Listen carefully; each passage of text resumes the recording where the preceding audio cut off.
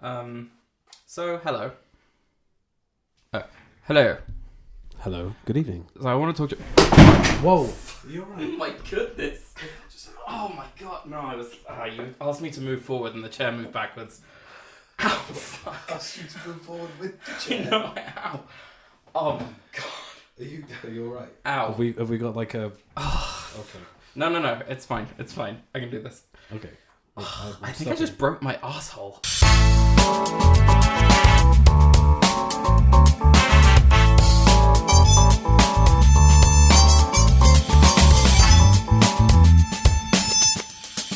What's our seat number? Good evening. Good evening to you. Are we really just going to continue like that didn't happen? Sorry, I just fell off my chair in spectacular fashion. I don't know if Johnny's going to leave it in, but that was... I'm considering it. That was really I'll think painful. about it. Ow. So you want to do the intro? I feel confident that I can do it this week. Ready? Okay. I'm going to go. I'm just going for it. Okay. So, you with me? Hello, and welcome to What's Our Seat Number, the show where we ask questions no one has cared to ask before, nor do they indeed care for the answers to them. That's right, questions such as, what the heck is up with the Halloween franchise's continuity? Why do video game adaptation movies still get made? And is Tommy Wiseau a vampire? I'm Simon Gross, a 3D graphic spelunker for all the good it does, my co-host, and speaking of sex on a stick, with me as always is... Johnny Gross. A filmmaker! I am indeed. Very good. Thank you.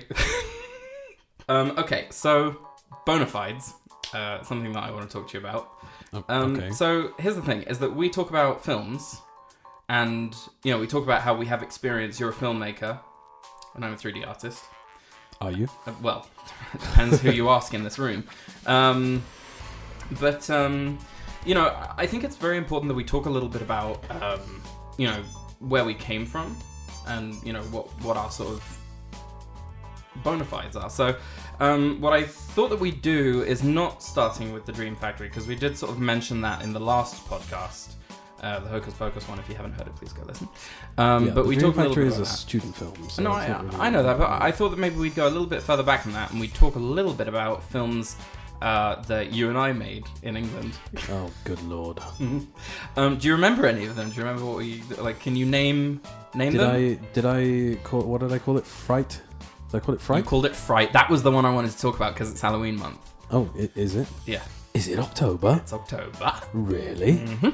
In the calendar, it's what it says. Okay then.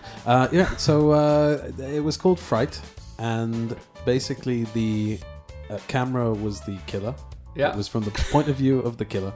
Which has never been done before. How old were you and how old was I? I don't want to guess because last time we talked about my age, I seem to remember things as being younger than I was, or older than I was. Very young, but it was very... Yeah, I was... Which would have made me about 14. So can you sort of talk about 15. why you wanted to make a fright film? A horror film? Well, because at the time, what was out? Scream? Halloween. Well, Halloween was... Yeah. Way before that. Way before that. But yeah, no, Scream was around at that time, and there was I Know What You Did Last Summer, and Phantoms, where Affleck was the bomb, yo. All of those movies that had a sort of triangular formation of good-looking people on the poster. Right. That was the time. The sort and of you the mid to late decided 90s. that you choose me, the sexiest person in the No, room. but I was getting into like sort of slasher and horror and all that kind of stuff. How old were you again? Sorry. 14, 15, Nice. something like that. Maybe 13. I don't know. Lovely. And I had a high 8 camera, or was it a high 8 or 8? If you're asking me, you've come to the wrong person. Whatever. It was tape. It was tape, and I had a VCR to VCR system that I would edit, but it was easier to just edit in camera. So I remember you doing. There was a shot that you did with the very famous sort of like zoom thing where yeah, the dolly zoom. I tried that a few times, and that was me realizing that there was someone in the house with me, right? Yeah, I filmed you. I filmed you once in front of the TV as a sort of.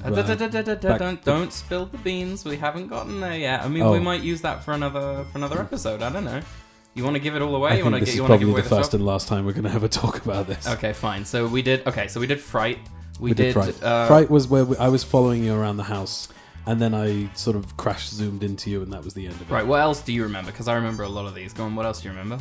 I remember the one that we did with the Back to the Future car. Oh, I was just going to say that one. Okay. So you had a large grey remote control car. It was fantastic. It was, so our father, worked, he had a shop, and next to his shop was this guy who had the most amazing, like, toys and stuff. And I remember us going there once. Yeah, I remember us going there. Well, I don't know if we can say his name, which is why I didn't say it. But okay, Mukim. So we went there one time, and he was just like, "You can have whatever you want. Just take a toy." Right. And it was that, and it was like this really cool silver remote controlled, Yeah, but it looked like the. First of all, it looked like the DeLorean. It looked in a way. Nothing like the DeLorean. Well, I mean, it was silver. That was the point. Right, yeah. And it looked quite like the Honda that was in the driveway. That's the metric. It looks silver. Right. Therefore, DeLorean. It looked like the Honda that was in the driveway. Shows so that how was much the point. we know about cars. We shot us getting into the car, and then I did a shot from above of the remote control car in the driveway, and then I made it disappear. Brilliant. And then I did absolutely brilliant. I filmed the screen of the Back to the Future logo. Yeah, and we also had the Invisible Man or the Invisible Kid. The Invisible Kid. Do you remember that? No, I don't. That was I drank a potion and it made me invisible, and you did that by having me freeze, and then you'd pause the camera, and then I'd step out of shot, and then I would disappear, and then you had me turn on the tap. Out of shot, and the tap would turn on, and then suddenly I'd touch it and I'd appear. So the water would be what made the effect wear off of the Invisible Man serum. Genius. There was that. There was a Kid Boxer. Do you remember that one? No. That was a brilliant one. That was also from the POV of the. I don't know, I was fighting the camera and whatever. And then you had a shot. I remember distinctly with that one that you had a very imaginative shot of me leaning against the wall and you underneath me from a down below sort of shot. Oh, that was my shining shot. Yeah. Sort of not being able to beat the camera, as it were. So I was very upset about it. I think Oscar-winning moments for me, really. We had one where there was a bomb in the house, and that was our mother's kitchen timer. Mm-hmm. Counting down from 10, and me realizing it, and once again the dolly zoom. And then you filmed me against the explosion from Speed. You had me in front of a couple of explosions because you weren't pleased with the Speed one, so you used because in the Speed one you could see the bus. The bus, exactly. You used Grosse Point Blank's exploding shop. Yeah. You had me jump in front of the towards the camera, and then a shot of me looking at the supposedly exploded house. And then a picture of me frames of me in front of the TV. And I remember you used Terminator 2, but you also had a problem with that one, is that the explosion at the beginning then fades into the face of John Connor. Right. So you kept on like that. Oh, damn, that face keeps on coming in. So all in all, I'd say that you've had a rather varied career before you even really moved, to Israel and started doing this. So. And I thought it would be good to bring it up because I like nothing more than embarrassing you with the stories. Of course you do. So shall we continue? Okay. Today and next week we'll be talking about an undisputed classic, a disputed classic, and a movie that is undisputedly not a classic. We're not talking about Trolls. It is, of course, Ghostbusters. So, how many times have you seen this film? You mean in general or before today's podcast? Because there may be more than once. I may have watched it and then watched it again. Yeah. So you have a movie that you watch. You call it your sort of sick movie, right? Which is that thing you do. You watch it when you're sick. You watch it it's your feel-good movie. Yeah, it's my feel-good movie. There's that and Groundhog Day and Grosse Point Blank. There's a bunch of those. So I'd say, and I only realized this time, that Ghostbusters is that for me. Ghostbusters is a movie that I can watch over and over and over again, and I have watched it when I'm sick, and I've watched the second one when I'm sick, and also when I'm down.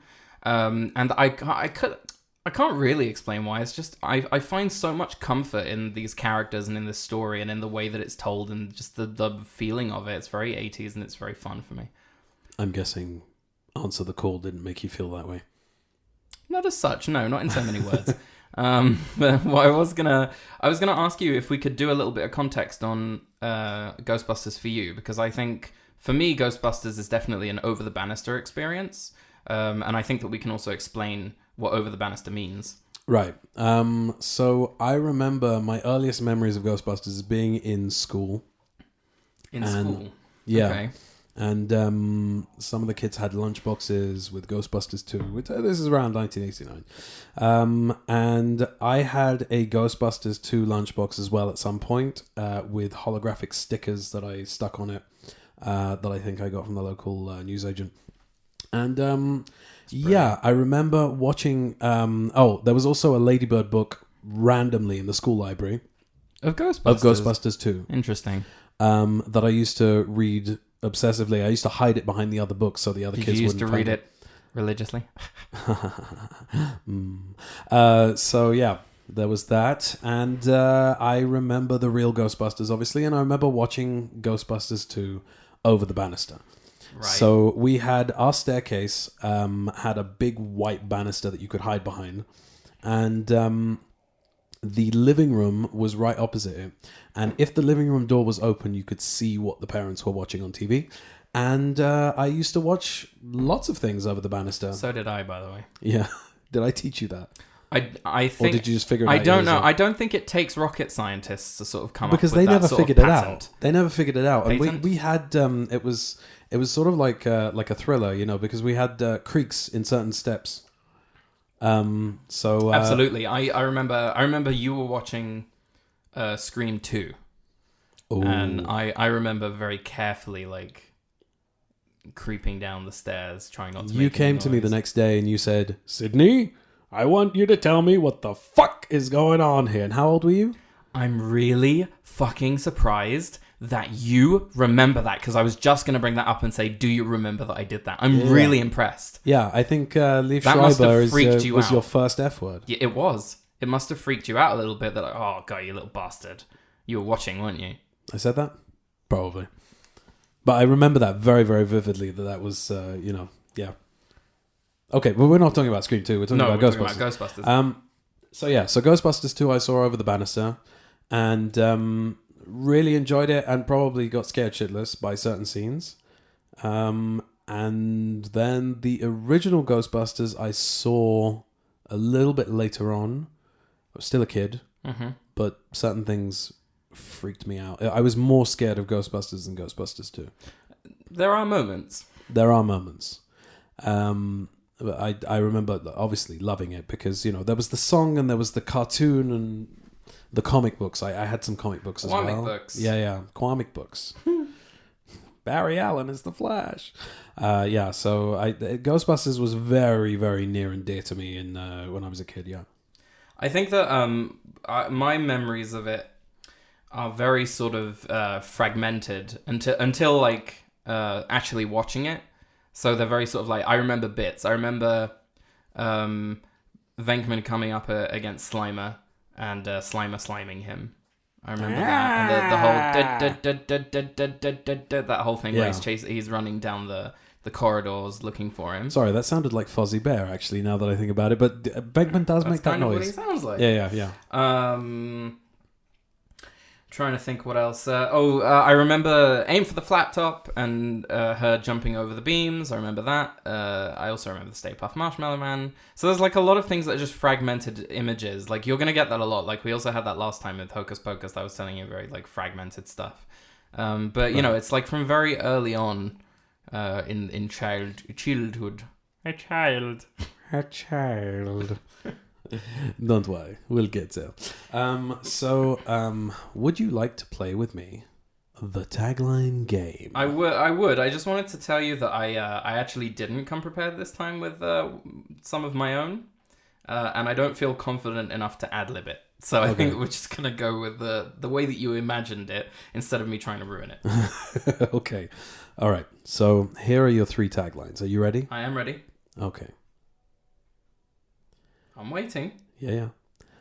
Have a nice end of the world. Okay. The supernatural spectacular. It's not that one. Go on. Death is no way to make a living. Okay. That's it. Those are my 3. Those are your 3. It's not the second one. Wait. One of these is the tagline, yes? One of these is the tagline. It actually is this time. Can you read through them again? Okay. Not the second one. I know it's not the second one. All right. If it's the second one, I'm going to be so annoyed. Have a nice end of the world. Have a nice end of the world, yeah. The supernatural spectacular. Mm-hmm. Death is no way to make a living. What happens if I get it wrong?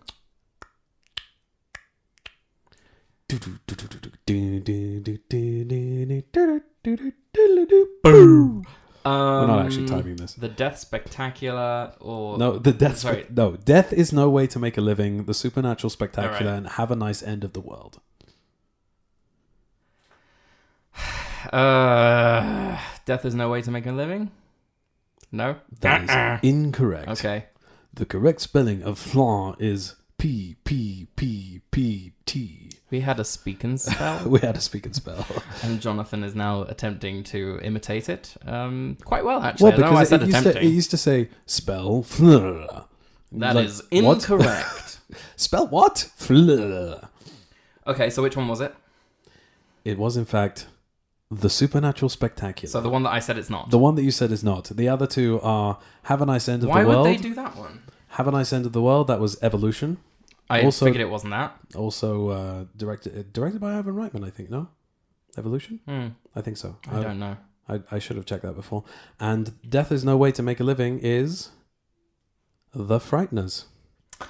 That makes so much sense. See, this is the thing. I'm really rubbish at this game because I don't pay attention to taglines for movies at all. Neither do I, but that's I only know as a few. I might have known that it was the Supernatural Spectacular. The other one was They're Here to Save the World, but you might have got that. That's a little bit. I would have. more- I think I would have gotten that one. Yeah, so I I like to give myself that much credit. I think.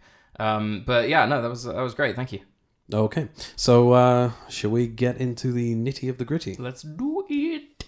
Okay. Do we need to summarize the film, or we don't need to summarize? I don't think so. I think that if you haven't seen Ghostbusters, Go away and there watch is it now. no reason for us to talk about what the synopsis of the movie is because they can do it much better than we ever will. Mm-hmm. And what the hell are you doing here? Go watch it and then come back and listen, or don't. Gives a shit. Go on. So on your last viewing or viewings, how did you? Is there anything new that you noticed? Is there anything that made you feel a certain way that you never felt before? There were some moments that made me laugh that I wasn't like little gestures or reactions to things that I know very well and just like like for once sort of glancing at other characters and seeing how they react to it.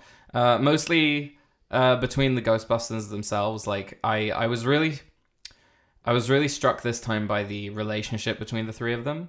And just how you can tell they're like they expand on this I think a little bit more in the third one, but how they're like just they're friends. In the third one? In the second one, I mean. In the second one. For God's sake. Not even started. So yeah. Well, we're 18 minutes in, so you know.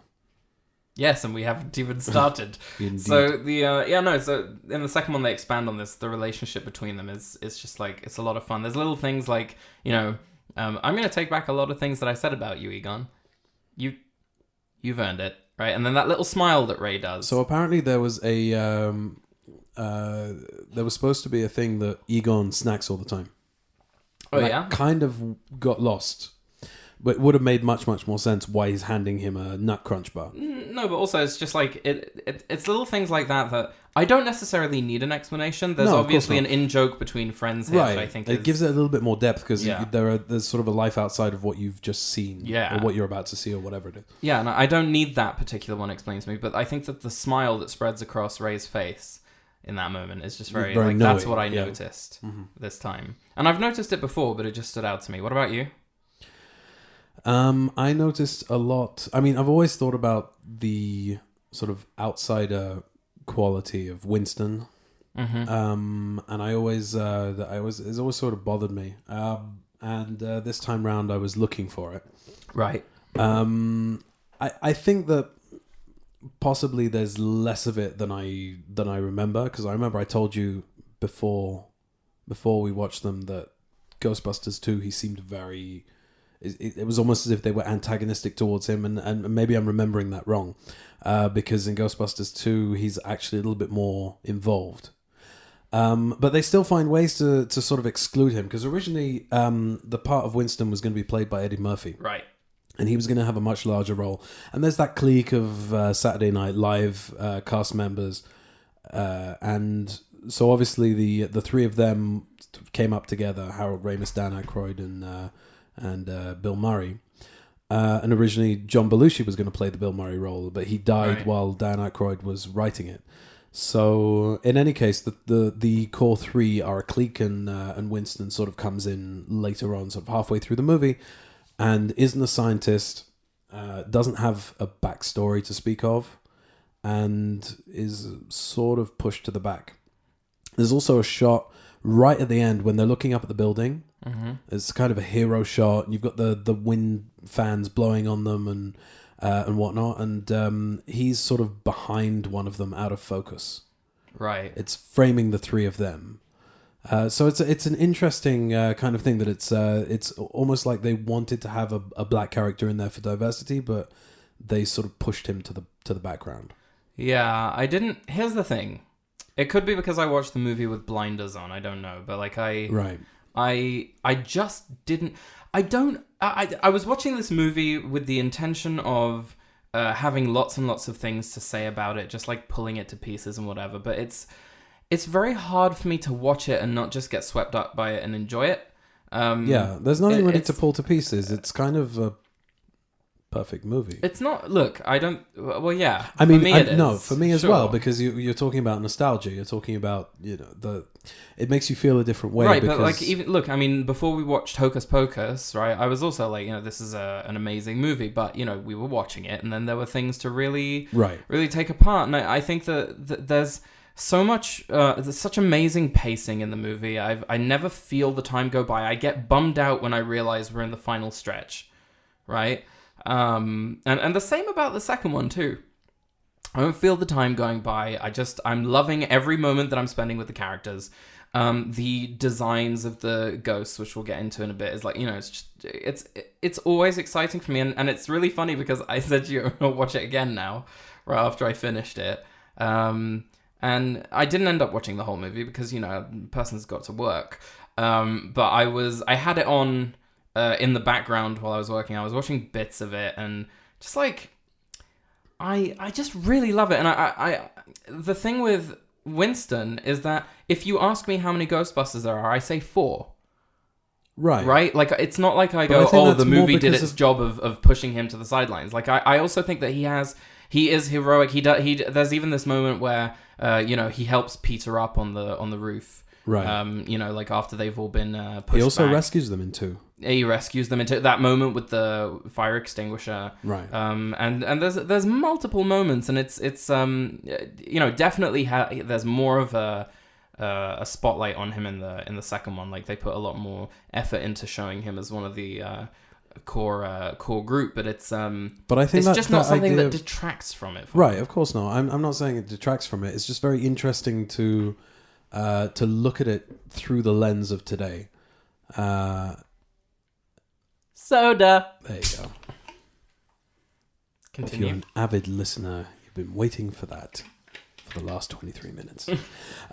So yeah, I think it's interesting to look at it through the lens of today. I think the idea of the 4 Ghostbusters, for me, more comes from the cartoon, because they're a little bit more equal there.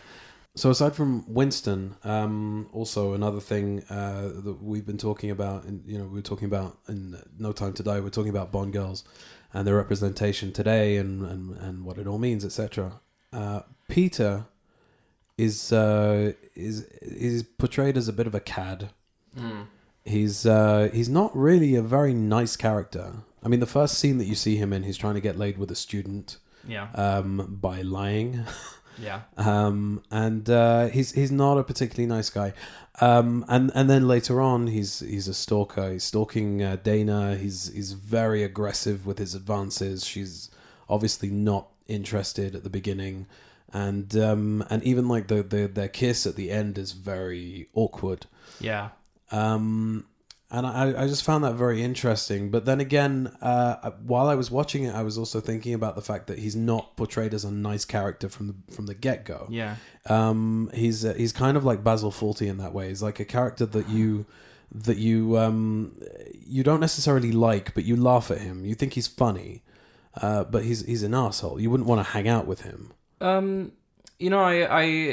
thinking about what you're saying now, and I'm agreeing with some of it. Is some of it? The thing is that he's a bit of an anti-hero in so much as he was looking to make money from this, right? It wasn't. But I think that as the movie goes on, he does show Ray to sell his childhood home. He does show heroism and I think also in the second one that he shows like a lot of. In the second one, he's very different. It feels almost like he's matured because if you think about it, he does go through a rather interesting arc. You know, he's a bit of a fraudster. You know, he's like you said, he's trying to sleep with a student who and he's lying to her and telling her that she has telepathic abilities when she doesn't. And like all giving sorts the of, other guy electric. Yeah, giving the other guy well, that's just funny. I think I'd do that too, just for laughs because of that guy's hair. But anyway, the point is that there's like a lot of I think build up of his character of I think also it kind of changes once he comes across Dana and she's been possessed and she kind of says to him like have sex with me. And you can tell, like, he starts joking around, but there are notes of him being genuinely worried about her, and he wants to, and then, later on, he's actually genuinely very upset that he thinks she's been, burnt to a crisp or whatever it is. So I think that I'm not excusing his behavior. I do think it's a product of the time when things were different, and that kind of also sounds like I'm excusing it, but I just really like this movie and these characters. I'm trying to protect them, I guess. But what I'm saying is, I'm playing devil's advocate here because I want to sort of put forth the idea that it's okay to write characters who are considered protagonists, but that are flawed. That are flawed and do things that are not necessarily morally right. Okay. Because there was a lot of talk about Bond in No Time to Die, and there was a lot of talk about how certain characters are portrayed in movies, etc. I don't think that every character necessarily needs to be a role model, and there was a conscious decision to soften him up in the sequel because it was only around the time of the sequel that the cartoon gained popularity, and they realized that it was a family franchise as opposed to just a comedy for adults. I actually didn't watch the cartoon growing up, but I actually was thinking about this the other day, is that I think I'd really like to watch it like from beginning to end, just because I don't want to, because I don't want to have that besmirched. Bless you. Well, I lasted a long time. I apologize to our listeners. I've been sick for a week and I'm at the coughing stage and I'm trying very, very hard not to cough into the microphone. So, yeah. Where were we? What were we talking about? The cartoon, you don't want it besmirched. Yes, I don't want to besmirch the memory of that. Although, I did revisit Batman the Animated Series and that is awesome. So, yeah, there are some that still hold up. You never know. But yeah, I mean, there were a lot of conscious decisions to that were influenced in the second movie by the cartoon. For example, the inclusion of Slimer. Slimer wasn't a thing. It was just it was called Onion Head. I believe they called him Onion Head in the. Actually, I didn't know that. And that he was just like sort of a one-off ghost, and they brought him into the cartoon, and because of his popularity, so they brought him into the sequel. And Janine's look as well. Janine changed her look to look a little bit more like the Janine of the cartoon. But what I'm saying is that there are a lot of questionable things that the character of Venkman does. But why is that not okay if that is the character? I mean, it's first of all, you're not saying why is it not okay to behave like that. You're saying why is it not okay that a character in a movie behaves like certain people do in the real world. Like, you know, it's Correct. okay for them to be portrayed as people with flaws and issues. And I think the because fact that use he the does... word anti-hero as well, which is very interesting because that is what he's not necessarily. He doesn't want to be a hero necessarily. I don't he think wants to any make the of money. them do. Exactly. He wants to make money. Ray is just basically in it to make scientific discoveries. He's and excited about everything to do with this subject, and Egon as well is he's an egghead. You know, for them it's about the science. For Peter, it's about the money and the hustle, right? Right. And for Ernie Hudson, it's for Winston, it's about I need money and I want a job, and this, he's like, if there's money in it and you pay me, like, I'll do whatever you want, I'll believe whatever you say. And, he then becomes a believer and starts, like, connecting with the team. And I think that there's a very interesting, like, I don't think that a lot of people think about these things when they watch the movie. Maybe they do and we're just really dense, but like, until we make a podcast. But, it's like, it just seems to me like there's a very interesting progression of the characters. And I also think Dana as well, being very closed off at the beginning of the movie. She doesn't really talk to Lewis. She doesn't like him. She rolls her eyes at him a lot. She doesn't she doesn't really want Venkman in her house. And you know what, like, he's persistent because, he's, as you said, he's a little bit aggressive in his advances, but you see her soften as the movie goes on, and I don't know why the kiss is so awkward at the end of the movie. Maybe that's on purpose. Because it's their first kiss and they didn't really go on a date, I guess. Yeah. But I mean, it feels like he's kind of being portrayed as somebody who's certifiable. Yeah. He's not entirely sane. Yeah. He's a little bit nutty. Yeah. But, there are lots of people like that who have just very odd character quirks. I've got a fan theory. Oh, okay. That maybe it's... about this? About Peter. Okay, I'm listening. That maybe his character in What About Bob is in fact Peter, and all of the Ghostbusters movies are taking place in his head. This is your fan theory. This is my fan theory. I just came up with this. I don't know. You hate fan theories, though. Like, I do. That sort of thing annoys you. But It that's does. actually a quite a good one, actually, I think. That's fun. Nice. Yeah, it's fun that you hate them, but you were able to come up with a better one than the actual fan theories online, probably. Well, yeah. Yeah, it's brilliant. Anyway, I don't know where to go from there. I'm like lost. Yeah, what's next? What do we do next? We want to talk about dreams? Do you want to talk about the ghost design? Yeah.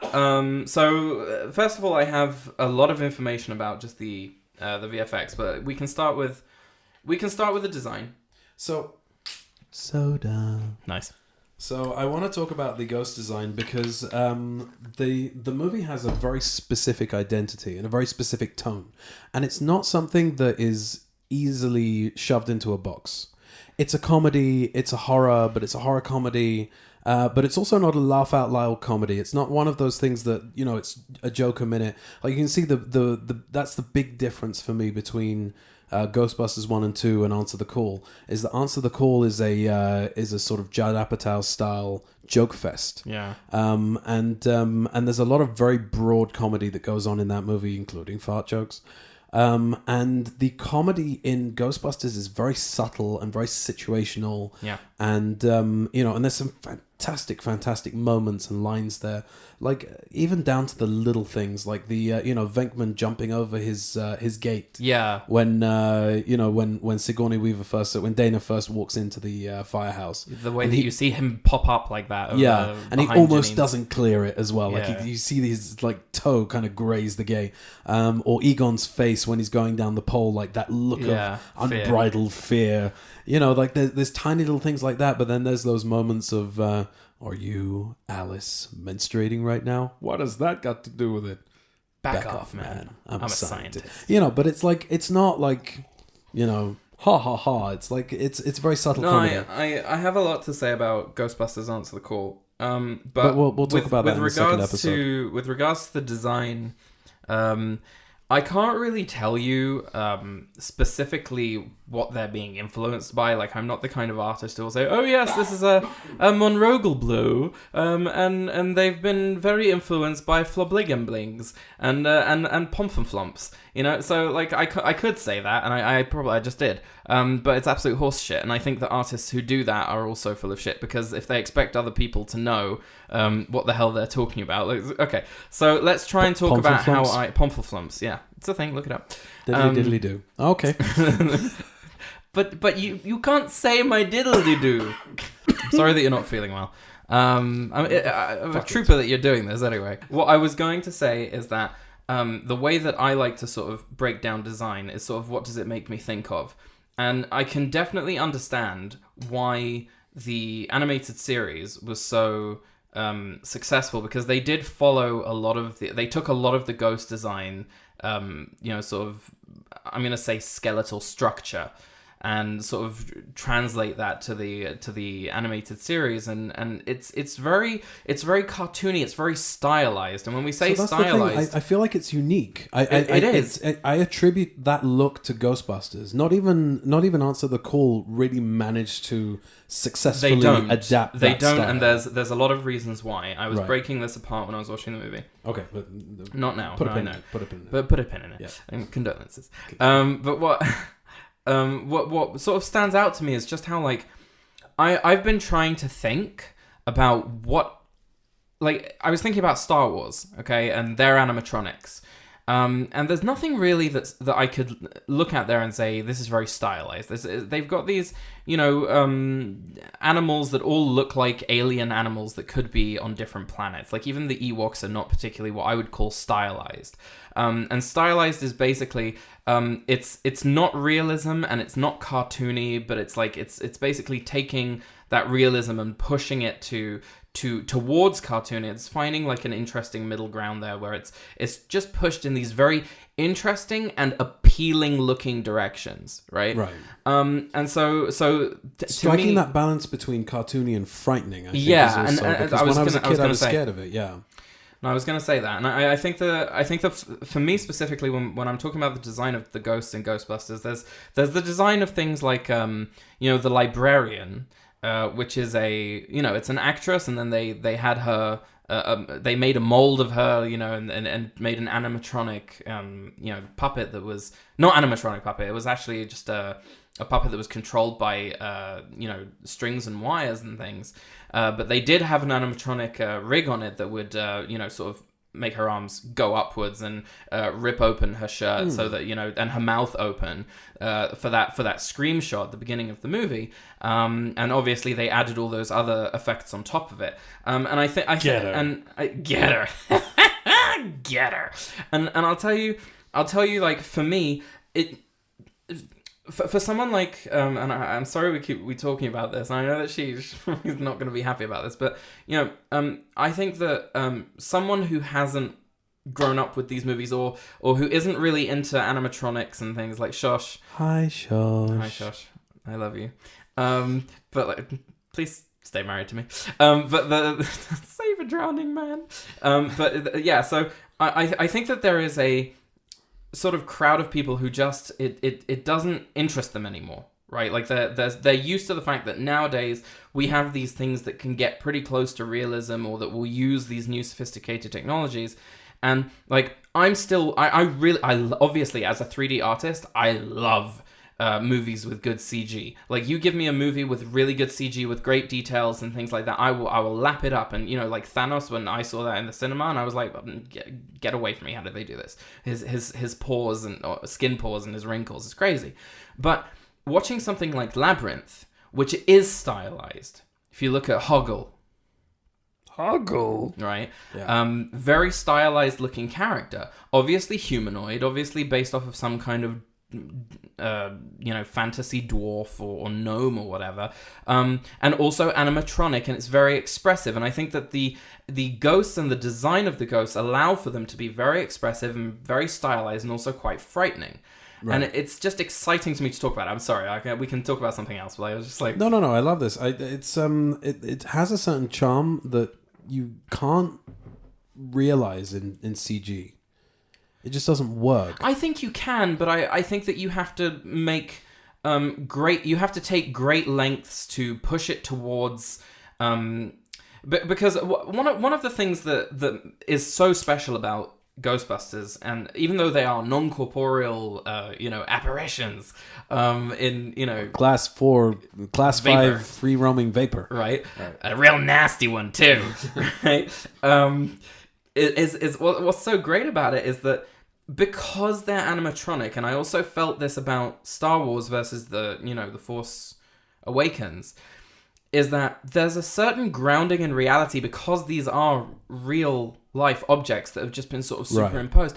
Right. There's something about it, and I noticed about the Ghostbusters Afterlife trailer that there's a shot of Zool, or a Zool-like creature running around. There's one that's CG, and then there's one in the supermarket chasing after Paul Rudd. It's sort of eating a packet of something. You can tell it's very clearly animatronic. They're doing a mix. They've not forgotten their roots. Jurassic World style. Yeah. And I think that is a brilliant example. Thank you. Yes. Force Awakens is also an example of that. They also did a mix, yeah. They did, but there were certain animals that I was going, this is overly CG, and they've not taken the time to sort of ground it in reality. So I think that... One portion. Yeah. I don't remember the movie well enough to... What, Force Awakens? Yeah. That was Simon Pegg's character. Oh, right, okay. Yeah, so that's a great example. Although they did do some practical stuff there. I think they just replaced his face. But basically what I'm getting at is that the design of these ghosts being stylized, I think that you could do something like that. And even I'm considering, now that I'm so into the Ghostbusters thing right now, if I find some time in my schedule, I want to do a Slimer sculpt or even just my own version of that style to see if I can recapture that in 3D and just try and get those textures right and make it look like it's sort of latexy and plastic but see-through. And that's a quality that they could recapture in CG if they tried to understand the materials and the lighting conditions of those original objects that were in the real world, but they just didn't, because they went very full on the CG in the new one. So this is my constant struggle, my push me pull you between what is truly quality and great and what is nostalgia, because there is a case to be made for puppetry and animatronics and doing stunts for real, etc., that it has a tangible feel to it. You feel like you could reach into the screen and touch it. And when I see something that's CG, I feel like it's not really there. Yeah. I'm always imagining the actor acting against nothing. A lot of the time, I'm drawn into the movie, and maybe it doesn't, But if I see something that's that is so obviously CG that there's a join there somewhere, it'll take me out of it. And the animatronics of yesteryear, as it were, are very tangible, and they sort of. They make me feel like they're really there, because they really are there. However, then you have the sort of the stop motion quality, which to me is all about nostalgia. I don't know if that's really great or if it's just something I love to see and it gives me the warm fuzzies because of nostalgia. The stop motion takes me out of it a little bit, just because of the fact that they didn't composite it very well onto the movie. I'm talking specifically about Zool. Because is it Zool or the dog? It's the Hellhound. The Hellhound. It's Vince Clortho. Keymaster goes you. Are you the gatekeeper? Thank you very much. Yeah. No, so you shall perish in frames. Perish in frames. Perish in frames for flumfles or whatever I said. The Wombles of Wimbledon. Yeah. Anyway, diddly do. So what I was gonna say about the Hellhound and the fact that the animatronics are brilliant, but it has a very limited range of movement. I think that nowadays, if you look at the Dark Crystal, is it a prequel series that they did on Netflix? Yeah. The animatronics have really come a long way. It's puppetry, right? But there's a lot of animatronics in the faces of... But is there stop motion? Stop motion is dead, I think. No, they didn't use stop motion for that, but it's not dead. There are still movies that are made with stop motion, movies that are made with stop motion, yes, but it's come a long way. That as a sort of character in a live action movie. Anyway. I'm not sure. So I'm racking my brain, but I'm sure that there is something. that they did that. But the thing is I think it's just cheaper and possibly, or maybe it's less time consuming. Obviously, it's less time consuming to do it in CGI. This is before there was CG, you know. So it's like the solutions that they came up with were brilliant. The other thing that really helps is that when you have a puppet that is being controlled by a person, it is moving in a way that a person can move it, and therefore that kind of makes it very even more tangible when it's put into CG. When it's put into like a CG world, they can take all sorts of liberties with it, which will often give it some kind of floating quality, which is, you know, not always. There are some really great examples of it, but it is what I felt with you know, Answer the Call. I really do like a lot of things about that movie. We'll get there. I don't want it to sound like I'm crapping on it, but I'll tell you what it is. You know the trailer for Uncharted that came out this week. God. So there's one shot of Tom Holland kind of flipping in midair. Yeah. That is that sort of stock CG stuntman flipping in midair that you always see. You mean on the plane where he's flipping out the back? I think it's on the plane. I don't remember, but yeah, it's something that always takes me out of it.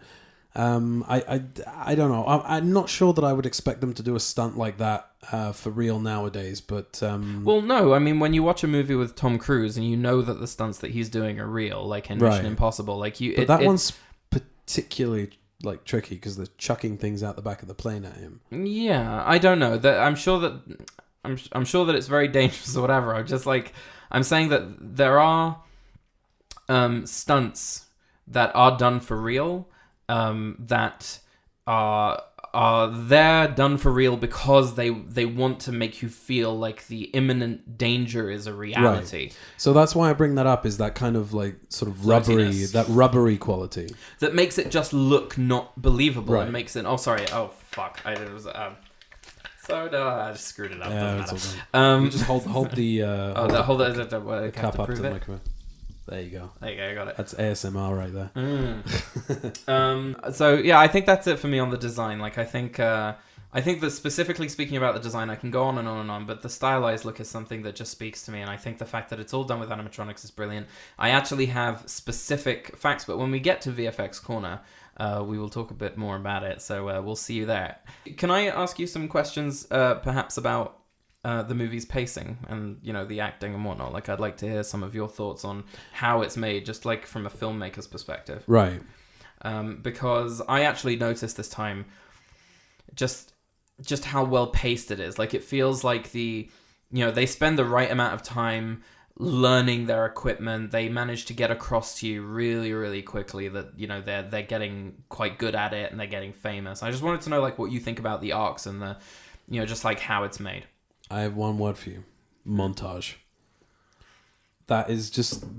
I mean, it's such an 80s thing. I mean, it's you do see it nowadays, but it's just the best way to get that amount of information across in a short period of time. But it can be done wrong, and I don't feel that they did do it wrong here. No, it's just it's a great montage. They did it again in the second one. Yeah, and that's also a great montage. Yeah. But I mean, yeah, you can't go wrong with that. I mean, it's just brilliant. Did they do a montage in Answer the Call? I don't think they did. I don't think they did, no. More fool them. It's their mistake. Yeah. But yeah, it's the pacing of the movie, it is perfectly paced. There are some things that are so very obviously cut out that you're kind of missing the... What do you mean? I'm saying that there are remnants of things that were cut out that... I mean, I don't understand what the whole phantasmic fellatio thing is. Right. I was going to ask you about that. There's a bigger scene there. Do you know about it? I didn't know. I have read about it, but I can't remember. I just don't understand it, and I don't understand why they left it in. Like, it's always confused me. I remember, do you know what I remember, actually? This is your way of getting out of explaining it to me when I was a kid. Mm-hmm. Was I said to you, Johnny, what's that about? And you were like, I don't know. And you literally just got up and walked away from me. Classic. And I was just thinking about that when the movie, when it showed up in the movie. I'm always reminded of you doing that. I think it was just the best, like, get up and walk away to avoid an awkward conversation. Brilliant. Brilliant. But it is kind of random, and it's obviously part of something bigger, and it's also the thing that that pushed it to a 12. I mean, it was originally PG, but nowadays when the BBFC re-rated it, they rated it 12 because of that scene. It's kind of random. It could have come out very, very easily. It could have come out. Yeah. And it's just so that you can get that whole like, you know, music. It was just to fill that bit with that little instrumental. I guess. I'm sure they could have just done more of them catching ghosts, to be honest. Oh, poor bastard, aren't you? I'm doing quite well. I think so. Yeah, let me just have another drink. Soda. See, that's going to get old if I keep doing it. Yeah, you can only do it like once or twice in an episode. Well, now I've done it 3 times, so we have to stop the episode and just call it quits. Okay, so we'll see you next time. No, okay, let me that Phantasmic Fellatio. I have that written here. Lovely. I just have lots of really cool facts about VFX. I don't have anything about trivia or behind the scenes. You want to talk about Walter Peck? Because that's interesting, because Walter Peck is actually, in another movie, he would be the protagonist. I really like him. I know that's like, I don't know. I really, he's done so well. He's not over the top.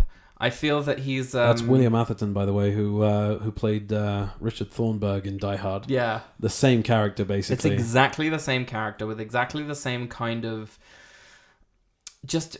If he does that again, you can shoot him. Yeah. There's something... there's the thing where he goes, because I want to know more about what you do here, right? Like the way he sort of goes from being... this I guess a lawyer or whatever he is, a pencil pusher, I mean, like an environmental whatever, who gives a shit. He's a pencil pusher, he's a pencil neck, he's a flangenblum, he's a suit, and he just sort of shows these horrible moments of like cutthroat ruthlessness, and I also love... He's slimy. He's right. Sort of, he's got the moral high ground, but he's very slimy. Yeah, and he does kind of... I like... He says, May I please see the storage facility, Mr. Venkman? And I think that is just very... it's a great moment where, he's indulging Venkman. He thinks that he's, an asshole, but he also thinks that he's quaint. And at that point, I think he's just like playing along. But there's something under the surface of that line. So I really like him. I'm glad that they didn't bring him back for the second movie. Yeah. Because I feel like he could have been overused. He got his comeuppance with the marshmallow fluff. Which is the noise that he makes when he gets covered in marshmallow. Did you say something about like the damn you Venkman or something like that? No, I just heard... No, that's what he's actually saying. I think I've got it written down here in my notes. Are you for serious? Because that will change my life. No, I don't have it written down here in my notes, but it is... Holy shit, how many notes did you take? These are not notes. This is like trivia.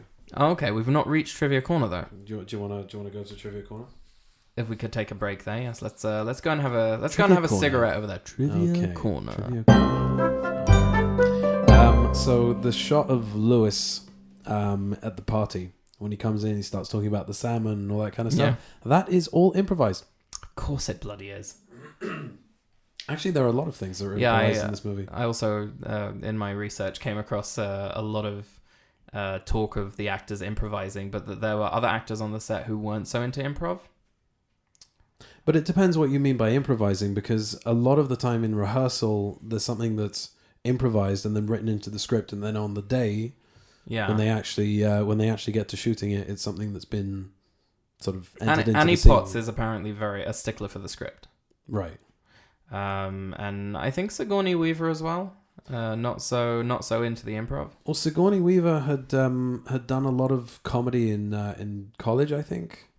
Had she? Okay, so maybe I'm talking out my ass. No. But she wanted to. She had done a lot of serious movies, like she was in Alien and Working Girl and whatnot. So she wanted to show off her comedic chops. So it would stand to reason that she might have felt somewhat out of her depth at certain points. Yeah, I especially was watching, with the three of them riffing. I was watching an interview where she said something to Bill Murray, where she said, she wanted to talk about, her character's arc, and he just wouldn't leave her alone for a few days, making fun of her. Every time she came to him, he'd go, "Yeah, the arc, right?" Like making fun of her. And that's why I sent you a message saying Bill Murray just sounds like a bit of an asshole, really. And I sent you back that by all accounts he is. Yeah, I just feel that there are some actors who weren't really into it, but Lewis improvising makes a lot of sense. The character of Winston was meant to have joined the team much earlier and would have been slimed at the hotel if he was being played by Eddie Murphy. Okay, which was the original. Interesting. Yeah. After this film, apparently William Atherton became reviled. Apparently one day shortly after the film's release, Atherton was walking down the stretch of 7th Avenue in New York City, entirely crowded with school buses, when he heard lots of children shouting at the top of their lungs, "Hey, Dickless." Brilliant. That makes me so happy. I can't even tell you. Okay, casting Appaloosa. Michael Keaton apparently turned down both roles of Dr. Venkman and Dr. Egon Spengler. Good, because that wouldn't have been very good casting. Okay, I don't know if you probably know this. This is actually common knowledge. Scenes in the montage of the Ghostbusters running and driving Ectomobile around New York were done on the first day largely without filming permits. In one scene, someone who looks like a security guard begins chasing them, and Dan Ackroyd is driving the Ectomobile. I didn't know that. That's brilliant. And this is also an interesting one. John Candy turned down the role of Louis Tully because his ideas for the character were rejected. So apparently Rick Moranis and Ivan Reitman got on like a house on fire because they both had a very sort of similar comedic understanding and comedic style, and that that he really they got each other, and they got the character, and they got like what he wanted from it. And I saw that in an interview, and that they just let him do what he wants to do. Like they let Rick Moranis sort of go crazy with the improv on it. Mm-hmm. Okay, so apparently John Candy wanted to have a German accent and a pair of Schnauzer dogs. Oh, God. No one felt the German accent was appropriate for the character, and since there was already dog imagery in the movie, i.e. the Hellhounds, they felt having Tully own dogs was too much. Drop Brilliant. page. Lovely. I don't know if that came through. It did. No, you got it. Right. I heard it. Yeah, that's it for this one. Thank you. Trivia Corner. Okay, would you like to visit VFX Corner? VFX Attic, I believe it's called now. VFX Attic. Join me in the VFX Attic. Where else can you see VFX in an attic other than VFX Attic? Oh, very good. That's just the jingle for VFX Attic. So, as I've already said, that the ghosts were puppets, and I've already talked about the librarian having, the rig that sort of makes the shirt rip down the middle. But what I want to say is that any spook, specters, or ghosts that weren't puppets had to be animated in frame by frame. So 1 second of footage took 3 weeks to do. Hell. So those shots of Zool, the Hellhound, running around after Louis Tully. See, that's the thing. People make fun of that shot because it looks so herky-jerky and whatever. But they were running out of time. That went into it. They're running out of time and money. And also, if you remember, back in 1984, there was no such thing as Ghostbusters. It wasn't a thing. So obviously, in the sequel, they had a little bit more leeway, and on this movie, they had constraints up the wazoo. So I have a thing that I want to introduce into the podcast, which is I want to just name drop the visual effects supervisor of the movies, because we know who the directors are and the actors and whatnot, but we don't really think about the person who is overseeing. And obviously there are very large teams, probably for these movies, smaller teams, but nowadays in movies the teams are massive. That's why the VFX house credits are so big. But the visual effects supervisor for Ghostbusters is called John Bruno. I don't actually have extra information on him or any of the visual effects supervisors who I'm going to mention in this episode, but I will endeavor in the future to maybe try and give a little bit more about other things that they've worked on and what their specialities are. But I just wanted to introduce that as a thing that I'm doing, so that you know that's why. Because I think it's important to sort of name drop them, and if you, the listener, are interested in learning more about the visual effects of a specific movie, you can look at the lead visual effects artist or the supervisor. Credit where credit's due. Exactly. I wanted to talk about the case of Slimer, because I was actually under the impression that Slimer was Slimer, lovely. I think that it was a great impression, a good impression. I don't know what happened. I had a little bit of a stroke there. So in the case of Slimer, he was actually a puppet, and it was about the size of half a man, and specifically the man in question was called Mark Wilson. He's a puppeteer who was dressed in black. So that's the thing. That's why they called him Onion Head, because apparently that thing stunk. Yeah. So thanks for stepping on the toes of what I've got written here.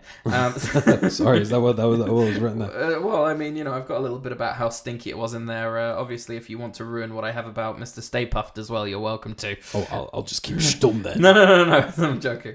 But it was filmed against a black backdrop, so that the mahalo. Yeah, sorry, go on. The puppeteer's legs, he was dressed in black so that the legs wouldn't show up on the black background, and the hands, and I believe facial expressions, were rigged by wires, much like the librarian, and that's how they had like cables operating off of screen by other puppeteers, and it meant that Slimer actually had to stay in a fixed position when he was being recorded. So any shots where he's flying towards the camera is actually moving towards the puppet, and they're moving it. So in actual fact, that's what's going on behind the scenes. I just think it's really interesting, because nowadays, if I'm thinking about doing a visual effects shot and I've got like a CG character, I'm obviously creating or trying to recreate some of the 3D space that I'm seeing in the 2D shot that I'm trying to make, and I'm having that character in perspective fly towards the camera. I'm trying to recreate that scene in 3D so that I can create the proper depth and if any light sources need to bounce off, I can then composite those back onto the footage. And they didn't have any of that, so they had to do a lot of this stuff with very innovative ideas, which just sort of blew my mind when I was doing my research for this. I was like, I mean, some of this is quite obvious when you say it like that, but it's I want you to think about how much thought and innovation had to go into creating these things that now we just take for granted as owed to us. That who discovered blue screen? Who discovered how to chroma key? Because that was also how they shot when they shot Superman on a blue screen. Exactly. They moved the camera when they shot the ships in Star Wars. They moved the camera. The ships didn't move themselves. So it's very very clever stuff. Yeah, there were some shots where they did have to lock it down. Yeah. And when we talk about Ghostbusters 2 and we start talking about the VFX there, I'll give you some interesting insights into that. Stay Puft Marshmallow Man was a man in a suit who apparently the latex of the suit was apparently not very sympathetic to the human needs or condition. They had to pump oxygen into the suit to keep him alive. Ooh, lovely. And he was filmed on a blue screen crushing miniature toy cars, which... apparently it was all the same toy car. They just painted them to look different because they...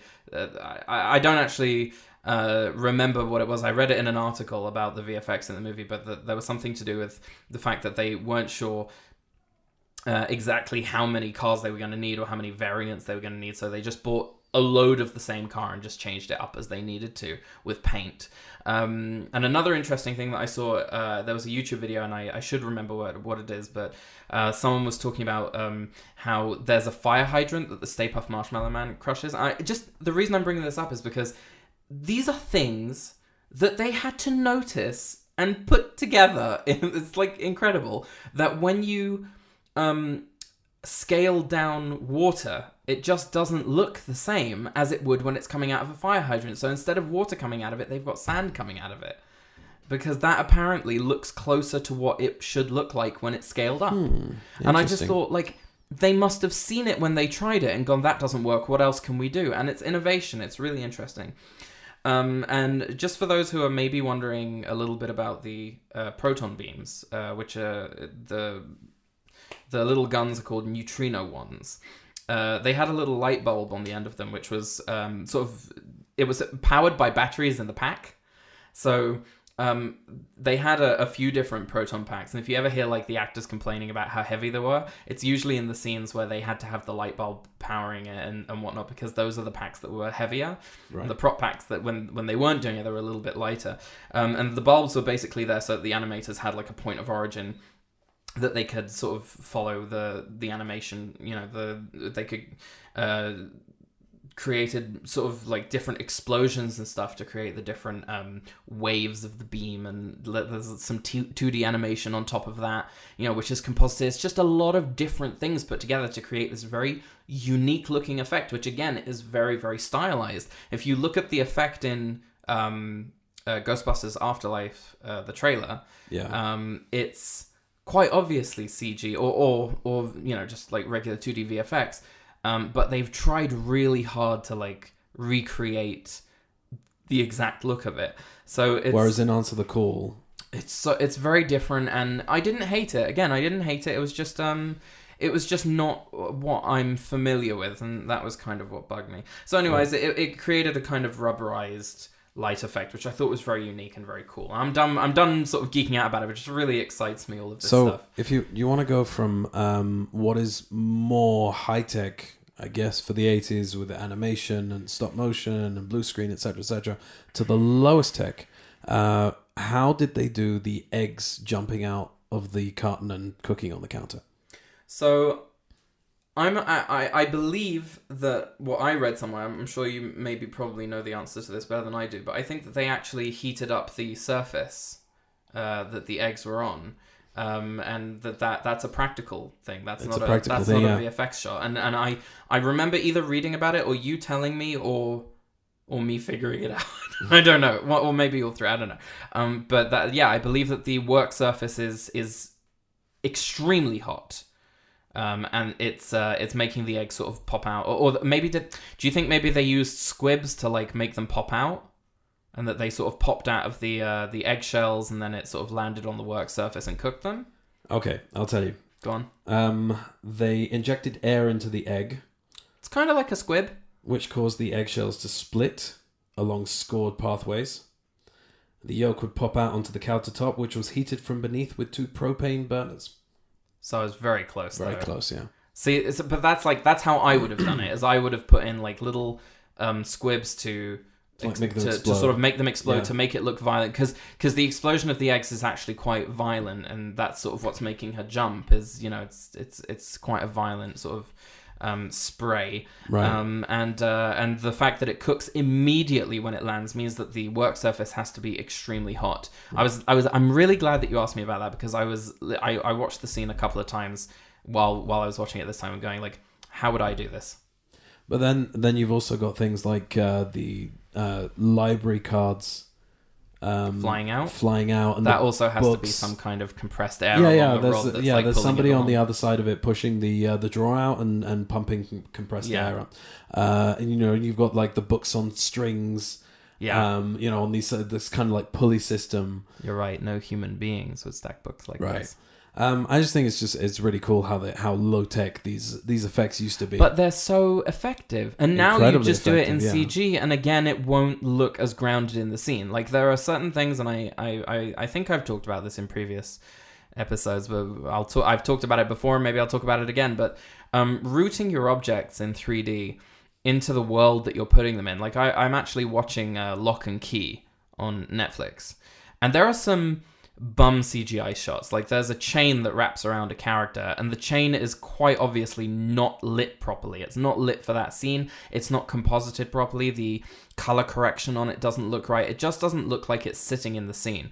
And, you know, that's a lot of hard work. Like, when you were talking to me about VFX shots or CG characters that take you out of it, the reason I'm so excited about things like Thanos is because he always looks like he's lit from the same. The sun is coming from the same direction. He's got the same, scatter on his skin as, the other human characters do. Obviously, he's CG, but there's some stuff that they're doing to him that just makes him feel rooted in the location that he's in. And so when you go to a movie like Ghostbusters and they're using so much practical stuff, that's what makes it feel like there's a world happening here, and it's not taking you out of it because those books are actually there in the scene. Yeah. Okay. I think we can wrap up on Ghostbusters 1, if there's anything else you want to say. Just that I really enjoyed watching it, and I also really enjoyed researching about the visual effects for it, because it just was very... I knew a lot of the stuff that I was, seeing anyway, but just to hear people talking about it and, reading articles about them, talking about, how innovative it was for them then, it just... that it's exciting to them the same way that, when I discover something in CG, that I learn how to do something new, like hard surface modeling or something, I just, get really excited about it. So I thought this was really fun. I absolutely love this movie. I've loved it since I was a kid, and I have to say again, you said earlier that you could watch this movie over and over again. Yeah. It never ever gets old. Yeah, it really doesn't. And I think that knowing the lines, in certain cases, certainly a lot of movies that you and I watch together and that we watch over and over again, knowing the lines in advance makes them funnier. I actually quoted it while I was watching it by myself. I'm such a fucking weirdo. As did I. I can't help myself. Yeah. And also the latest Blu-ray that came out, the 4K remaster, is absolutely gorgeous. I'm really jealous because I watched it on a crappy transfer online.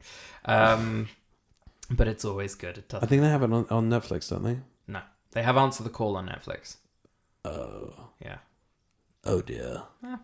Oh, there you go. There's my gravelly voice back again. Hello, my babies. It's Kathleen Turner. So, what? No, where were we? Well, I was going to say that before we talk about Ghostbusters 2, yes, we should take a break. Well, we're going to talk about Ghostbusters 2 on next week's podcast. So then, a very long break. A very long break. And also, we'll be talking about Ghostbusters Answer the Call. In the same episode. Because it doesn't really need an episode of its own. And we sat through it, so now you're going to have to sit through us talking about it. We love you. We love you. Bye-bye, my babies. Bye-bye.